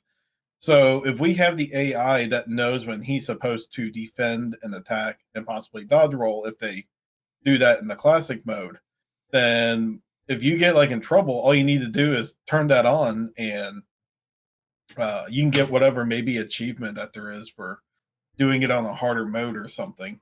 And they may want to prevent that. So they give you a classic mode, but the caveat is that you have to do it at easy mode. Is just a theory, but that's what I think. Maybe that's why it's on the difficulty level it is. They want to make sure you're not using any exploitative tactics. Let me play the game out the way I want to play it. That's what I say. Don't try to control my play experience. But I do applaud them for having that as an option. They didn't have to do that, so I'm not going to criticize them, because they could have just as easily not had a classic mode at all and just had easy and normal mode, and then we wouldn't even be talking about this. But what it is. That's true. What do we got from there? They show another screenshot that, like we mentioned earlier, it shows Cloud's Punisher mode. So it's just some nice looking screenshots of him using what they're saying triple slash and blade burst, which sounds very similar and looks very similar to blade beam, which was one of his limit breaks in the original. And the screenshot they show of that is he's shooting out like kind of a triple beam out of his sword. So I wonder if that has just been converted into an ability that is kind of like Braver. Like it looks like Braver is just like a normal ability. Yeah. I'm wondering if Blade Burst is kind of the Braver if you are in Punisher mode. It's like a stronger special attack available only to you, like only when you're in the Punisher mode. Yeah, I'm sure whatever new limits they're going to give them are going to be much more flashy. Probably. Yeah. Well, I mean, this is a Nomura title. It's going to be. No, I like these other things that are mentioned in this list here. The weapon upgrading system. Yeah. Oh man, and like in the other one that we're about to talk about, I really want to say something else about that. But I actually like this here that they're offering incentive to switch between weapons instead of just simply upgrading to one that you can upgrade the current weapon that you're using to the full extent. The one thing I do ask though is that won't another weapon just ultimately be better and you should just level that up? Reminds me a lot of 13. Well, yeah, I guess kind of like you can upgrade the attack, defense, even your character's HP, it looks like, with the weapon. And it also says that you can increase the number of materia slots on it. And it seems that's I mean, I didn't mean that reminds me of 13 in a bad way. Just that specific element kind of reminded me of that game. But I do think this is definitely a definite plus. It doesn't look like it's going to be so, overbearing that it's going to, make me spend, an hour and a half in the menus trying to, figure out which sword or whether the nail bat or the iron blade is better. But it seems like it's well balanced. Yeah, maybe the weapons are different by more unique aspects instead of just simply higher attack power. Like maybe the Buster Sword is a balanced weapon, and then the nail bat is maybe a highly physical weapon, but it has no magic elements to it. And then Edge may be more physical and less magic. Maybe you can pick a weapon that best suits the type of character you're trying to make him. Well, I mean, it fits your play style. Yeah, and if you remember the original, there would be a weapon that may have really high attack, but none of the materia slots would be linked, right? So you couldn't have, your all cure or your all fire materia magic. So there was limitations in that way, or there would only be like 2 slots, like you see here on the Buster Sword. It's got 2 slots, and that's it. So that's the only materia you can have on here.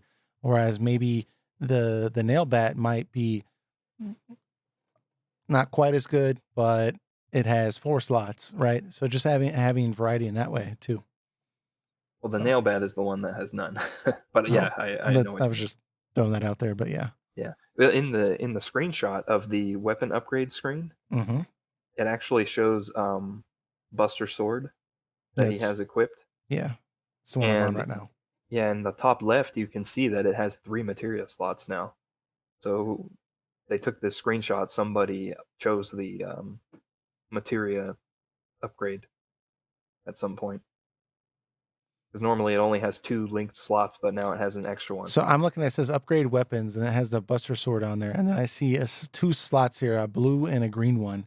And then I see it has a 15 next to it. I see it's weapon level 3, but you're saying you see a screenshot where there was 3?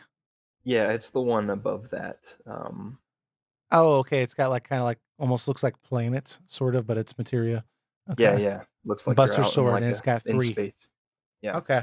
That's a good point, because the one after that only has 2, and then that one has 3. Interesting. Yeah. So that confirms, well, they said it also, I think, in the That's a little more confirming. Yeah. yeah, there's a screenshot of it right there. You can increase the number of materia on the Buster Sword. I want So to see an animation of Cloud upgrading his Buster Sword, because you see how there's only 2 materia slots. I want to see him just take duct tape or something and just the third one around it. it's gonna drill a hole, like a third hole in there. Yeah. Like Dragon Quest XI style, he just gets like a hammer out or something. He's like, that might be kind of cool. Yeah, cool. Very, very cool. Well, one of the other things here is something that actually does sound very similar to Final Fantasy IX, is that there is a weapon ability system added to this game.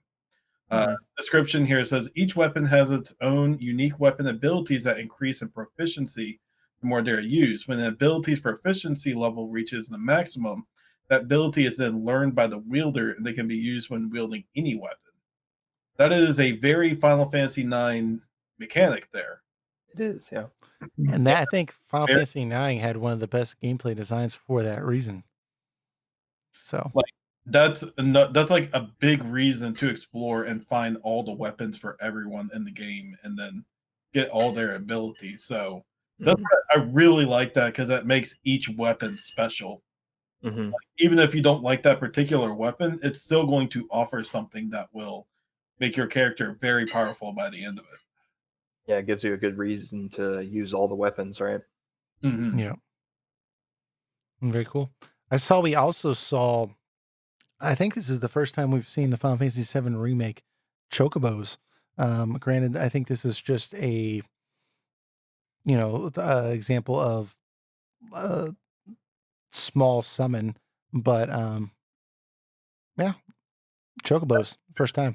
It's about that summon, though. From What's what I saw, it's a pre-order bonus. Yeah, that's what I saw yeah. too. But I don't like that. Like this is like the summon that you use at the beginning of the game and then you never use it again. Yeah.